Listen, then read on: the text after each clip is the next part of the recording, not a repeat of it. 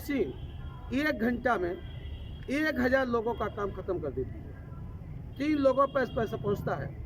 एक जेसीबी के मालिक के पास, जिस मालिक ने कंपनी बनाई, एक एजेंसी वाले के पास दूसरा पैसा पहुंचता है उसके जो ड्राइवर होता है। तो 1000 आदमी का काम 997 आदमी का काम खत्म हो गया और पैसा कुल 3 लोगों के पास पैसा पहुंचा। 997 आदमी आज की तारीख में भुखमरी के शिकार हो जाएंगे। इसका इलाज कोई पार्टी, कोई नेता, कोई सामाजिक संगठन, कोई धार्मिक संगठन इस पर विचार नहीं करता है। केवल पूंजीपतियों के पैसे के माध्यम से चाहे धर्म का प्रचार कराए, चाहे सरकारें चलवाए, ये पूंजीपति का पैसे का पूरे देश में नाटक होता है। इसी नाटक को देखते हुए एक व्यक्ति इसी धरती में पैदा हो गए हैं। उन व्यक्ति का नाम है भरत गांधी। भरत गांधी नाम के व्यक्ति ने भारत के प्रधानमंत्री से 2005 में लिखित में पूछा कि भाई प्रधानमंत्री बताओ, वोटर ने वोट दिया, प्रधानमंत्री की रेल फ्री, बस फ्री, हवाई जहाज फ्री, मरोगे तो कफन फ्री। आखिर ये आपका सब इंतजाम हो गया है, जिसने वोटर दिया उसको क्या दिया? तो वहाँ पर प्रधानमंत्री डॉक्टर मनमोहन सिंह ने ये कहा अपने वित्त मंत्री से, वोटर मालिक है, हिसाब मांग रहा है तो हिसाब देना पड़ेगा। हिसाब दिया गया।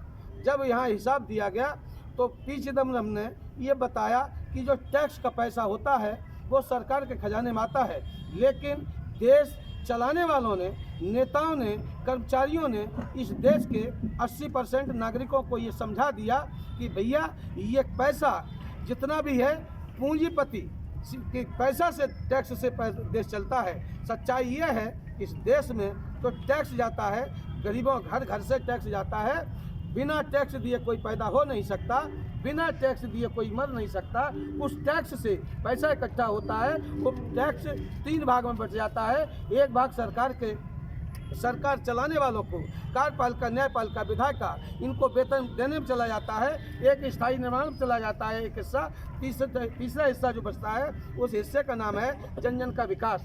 विधवा पेंशन, विकलांग पेंशन, जे पेंशन, वो पेंशन, जे छूट, वो छूट, बाढ़ राहत, सूखा राहत, सब्सिडी, डीजल की, पेट्रोल की, ये सब टोटल पैसे का जब हिसाब निकला तो एक वोटर पर दिल्ली से हर महीना 3529 रुपया, वित्त मंत्री बताते हैं, हम नहीं कहते हैं, वित्त मंत्री ने बताया कि हमें दिल्ली से इतना पैसा भेजते हैं वोटरों के पास, कि 3529 रुपया।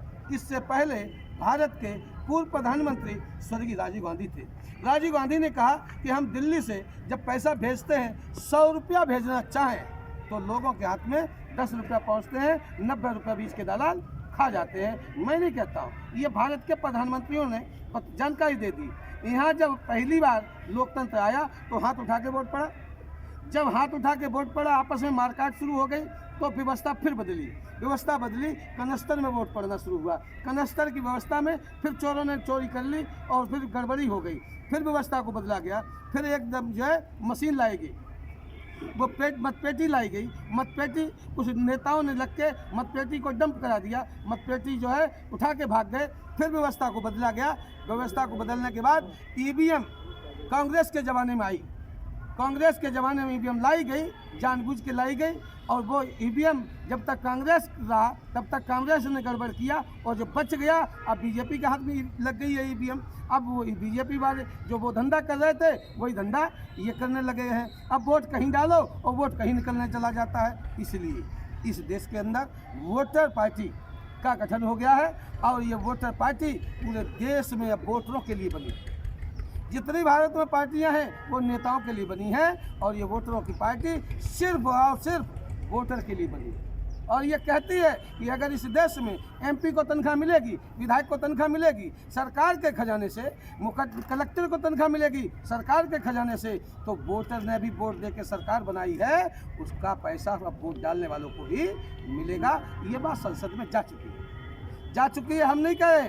उसमें 54 सांसद बीजेपी के हैं, 8 सांसद बीएसपी के हैं, 8 सांसद कांग्रेस के हैं, 19 सांसद समाजवादी पार्टी के हैं, 4 सांसद लालू प्रसाद पार्टी के हैं, 2 सांसद मुस्लिम लीग के हैं। इतने सांसदों ने संसद में 2005 में ये प्रस्ताव दाखिल कर दिया। लेकिन मैं दुर्भाग्य है कि मैं जब यहाँ दिल्ली में, और दिल्ली के नज़दीक गाजियाबाद में आया। गाजियाबाद के एक भी बच्चे को पता नहीं, एक भी बच्चों को पता नहीं। ये बात बगल में संसद है, हमें मैनपुरी में पता चल गया, यहाँ की बात आसाम वालों को पता चल गया।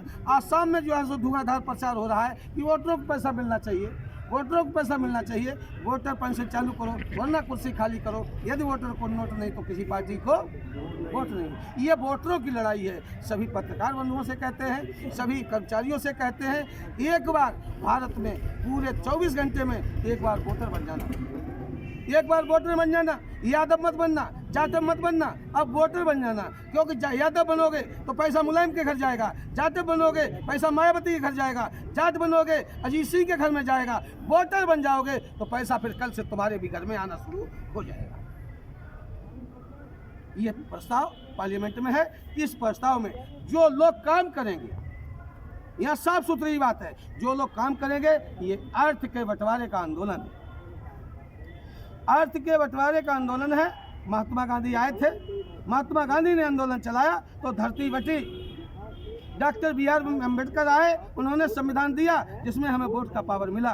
भरत गांधी आए हैं, ये नोट का प्रत्येक वोटर को नोट का अधिकार दिलाने का काम करेंगे। और जो लोग नोट का अधिकार दिलाने का काम करेंगे उनको भी हम लोग केंद्र का 4th क्लास का कर्मचारी घोषित करेंगे।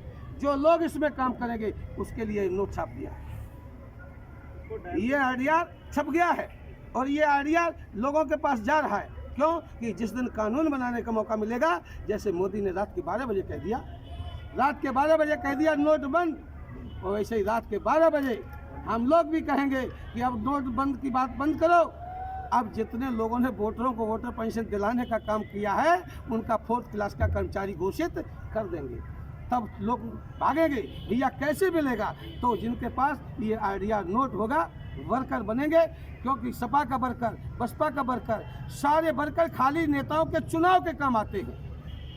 वो MP बन जाते हैं, वो तनख्वाह पाते हैं। सरकार के खजाने से जो जुड़ गया वो पैसा पाने।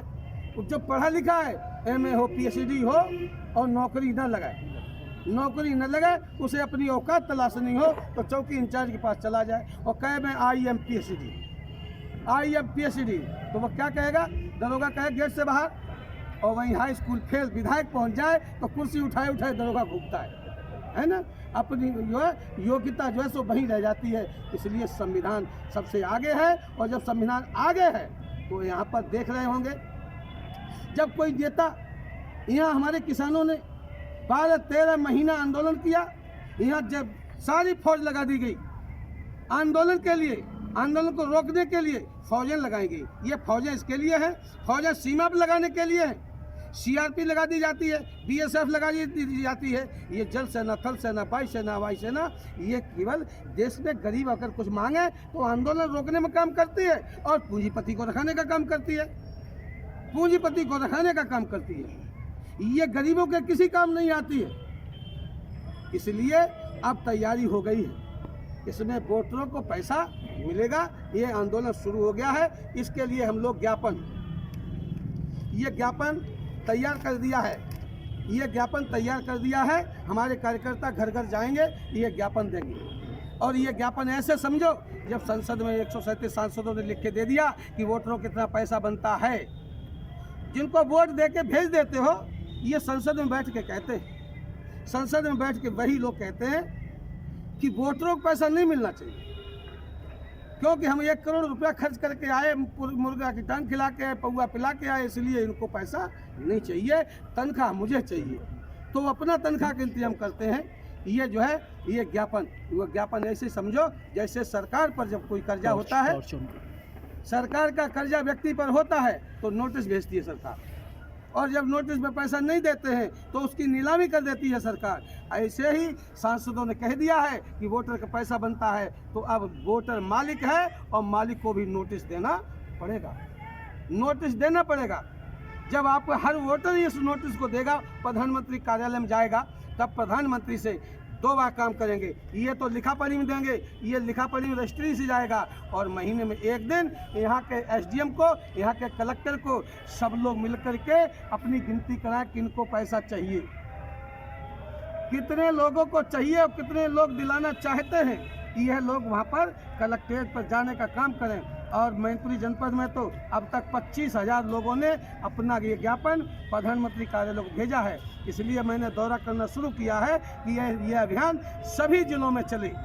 और जैसे जैसे किसान आंदोलन चला 11 महीने, 12 महीने, 13 महीने चला, अब वोटर आंदोलन चलना चाहिए। वोटर आंदोलन चलना चाहिए, वोटरों के वेतन के लिए आंदोलन चलना चाहिए। इसलिए सारे वोटर गोलबंद हो जाओ, सारे वोटर गोलबंद हो रहे हैं। इसके लिए हमने अभी चतुर्थी सर्दी में तमाम लोगों ने हमसे कहा सादेश भाई बहुत सर्दी है, हमारे कार्यकर्ताओं ने भी हाथ खड़े कर दिए, लेकिन मैंने कहा कि हम लेटेस्ट अपडेट पाने के लिए हमारे चैनल क्लाउड न्यूज़ को अभी लाइक करें, सब्सक्राइब करें और बेल आइकन दबाना बिल्कुल ना भूलें।